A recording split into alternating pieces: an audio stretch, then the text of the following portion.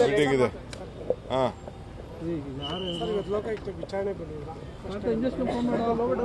ಲೋಕಾಯುಕ್ತ ಅವರು ಸಮನ್ಸ್ ಕೊಟ್ಟಿದ್ರು, ನಿನ್ನೆ ಕೊಟ್ಟಿದ್ರು. ನಿನ್ನೆ ನಾನು ಬಾಗಿನ ಹೋಗಿರೋದ್ರಿಂದ ಆಲ್ಮಟ್ಟಿಗೆ ಹೋಗೋಕ್ಕಾಗಿರಲಿಲ್ಲ. ಸೊ ಇವತ್ತು ರಿಕ್ವೆಸ್ಟ್ ಮಾಡ್ಕೊಂಡಿದ್ದೆ. ಇವತ್ತು ಟೈಮ್ ಕೊಟ್ಟಿದ್ರು. ಸೊ ಒಂದು 2 ಗಂಟೆಗೂ ಹೆಚ್ಚು ಕಾಲ,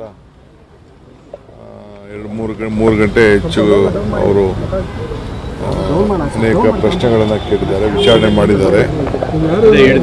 ಉತ್ತರ ಎಲ್ಲ ಕೊಟ್ಟಿದ್ದೇನೆ. ಇನ್ನ ದಾಖಲೆಗಳು ಕೆಲವರು ಕೇಳಿದ್ದಾರೆ, ಅದು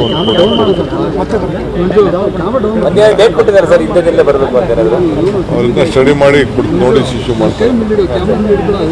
ಒಂದೇನಪ್ಪ ಅಂದ್ರೆ ಇವ್ರಿಗಿಂತ CBI ಪರವಾಗಿಲ್ಲ. ಇವರು ಅಷ್ಟೊಂದು ಪ್ರಶ್ನೆಗಳು ಬೇರೆ ಬೇರೆ ವಿಚಿತ್ರ ಎಲ್ಲ ಕೇಳ್ತಾ ಇದ್ದಾರೆ.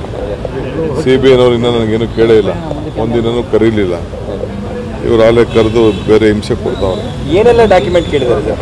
ಅವೆಲ್ಲ ನಾನು ಅದೆಲ್ಲ ಹೇಳಕ್ಕಾಗಲ್ಲ.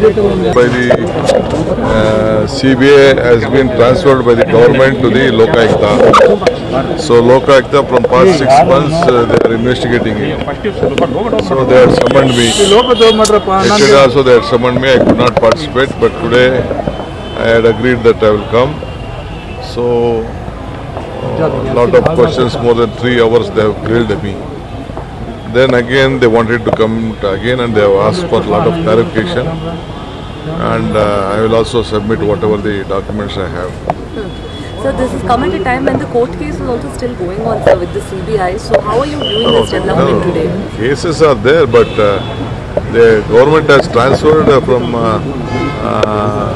CBI to Lokayukta. They have powers. They have also made an FIR and investigation is going on. CBI should have stopped the investigation, but they have not stopped the investigation. They are also harassing all my people. Still they have not summoned me. But they are harassing a lot of my friends and all my relatives. More than 100 people they have harassed. And these people also started in the same way. So the Chief Minister is going to Delhi, sir, tomorrow? Yes. Myself, CM, we both are going to Delhi. Okay.